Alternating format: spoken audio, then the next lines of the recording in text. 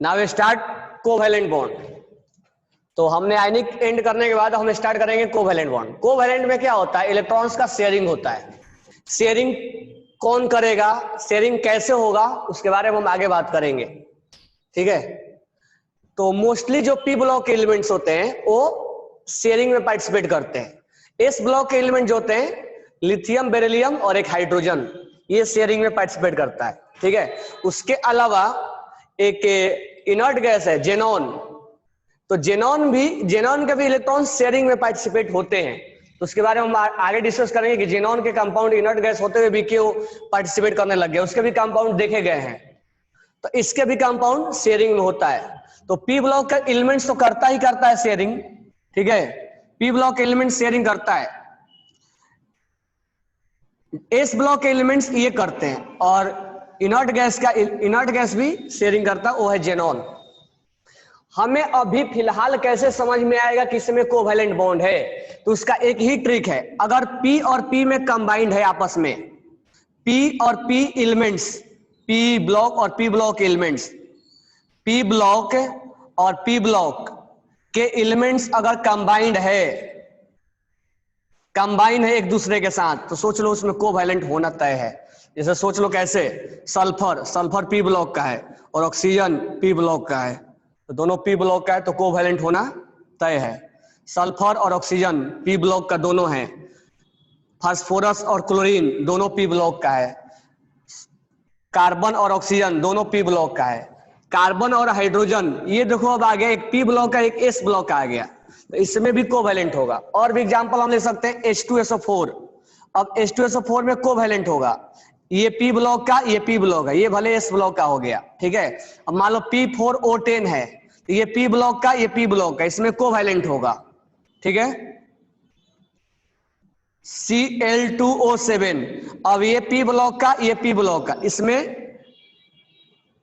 आपका क्या हो जाएगा, कोवैलेंट हो जाएगा। तो P ब्लॉक के अंदर कोवैलेंट बॉन्ड बनते हैं। तो कोवैलेंट बॉन्ड कैसे बनेंगे, शेयरिंग कैसे होगा, शेयर कौन करेगा, ये हम चीजें आगे देखते रहेंगे, क्योंकि हमें बहुत सारे एग्जांपल्स अभी करने हैं। तो सबसे पहला इसमें टॉपिक हम स्टार्ट करते हैं Lewis dot structure. Lewis dot structure में सबसे पहले लुईस एक साइंटिस्ट था जिसने बताया था कैसे शेयरिंग हुआ है। तो लुईस ने ही सबसे पहले ऑक्टेट रूल दिया हुआ है और उसी ने शेयरिंग करके बताया हुआ है। तो हमें यहाँ पर सबसे पहले आपको लुईस डॉट स्ट्रक्चर लिखना है, तो उसके लिए आउटर सेल के इलेक्ट्रॉन्स को, जितने आउटर सेल में इलेक्ट्रॉन होंगे उसको उतने डॉट से आप रिप्रेजेंट करोगे। जैसे सिलिकॉन के आउटर सेल में 4 इलेक्ट्रॉन, तो 4 से यहां रिप्रेजेंट करोगे। ऑक्सीजन के आउटर सेल में 6 इलेक्ट्रॉन, तो 6 से रिप्रेजेंट करोगे। क्लोरीन के आउटर सेल में 7 इलेक्ट्रॉन, तो 7 से यहां रिप्रेजेंट करोगे। यानी आउटर सेल के इलेक्ट्रॉन्स को डॉट लाइन से लिखोगे, इसलिए बोला गया लुईस डॉट स्ट्रक्चर। ये आउटर सेल के इलेक्ट्रॉन्स को आप डॉट, यानी इस इलेक्ट्रॉन्स को डॉट से आप रिप्रेजेंट करोगे। ठीक है, कार्बन हो गया है, सिलिकॉन, नाइट्रोजन के आउटर सेल में कितने इलेक्ट्रॉन, 5 इलेक्ट्रॉन। तो अब नाइट्रोजन के आउटर सेल में 5 इलेक्ट्रॉन, 1 2 3 4 5 इलेक्ट्रॉन लिख दिए। फास्फोरस के आउटर सेल में कितने इलेक्ट्रॉन, 5 इलेक्ट्रॉन। तो फास्फोरस के आउटर सेल में 5 इलेक्ट्रॉन, 5 को लिख दो आप डॉट लाइन से।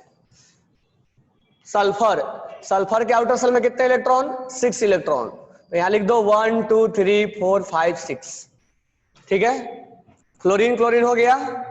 ब्रोमीन का भी ऐसा ही होगा। ब्रोमीन के आउटर सेल में कितने इलेक्ट्रॉन, 7 इलेक्ट्रॉन, तो ब्रोमीन के आउटर सेल में 7 इलेक्ट्रॉन, हम 7 लिख देंगे। आयोडीन के आउटर सेल में कितने इलेक्ट्रॉन, 7 इलेक्ट्रॉन। ठीक है, बेरिलियम के आउटर सेल में कितने इलेक्ट्रॉन, 2 इलेक्ट्रॉन, तो 2 लिख देंगे। हाइड्रोजन के आउटर सेल में कितने इलेक्ट्रॉन, 1 इलेक्ट्रॉन, तो 1 लिख देंगे। जेनॉन के आउटर सेल में कितने इलेक्ट्रॉन, 8 इलेक्ट्रॉन, क्योंकि जेनॉन का ऑक्टेट कंप्लीट होता है 8 होता है, 8 लिख देंगे। इसी को बोलते हैं लुईस डॉट स्ट्रक्चर। तो नेक्स्ट क्लास में हम समझाएंगे कि शेयरिंग कैसे होता है। कंपाउंड लेंगे और कंपाउंड लेने के बाद हम शेयरिंग बताना स्टार्ट करेंगे, उसमें शेयरिंग करके कैसे वो ऑक्टेट कंप्लीट कर रहा है। तो नेक्स्ट कंपाउंड में HCl में कोवैलेंट बॉन्ड है, HCl के अंदर कोवैलेंट है, शेयरिंग हुआ है यहाँ पे।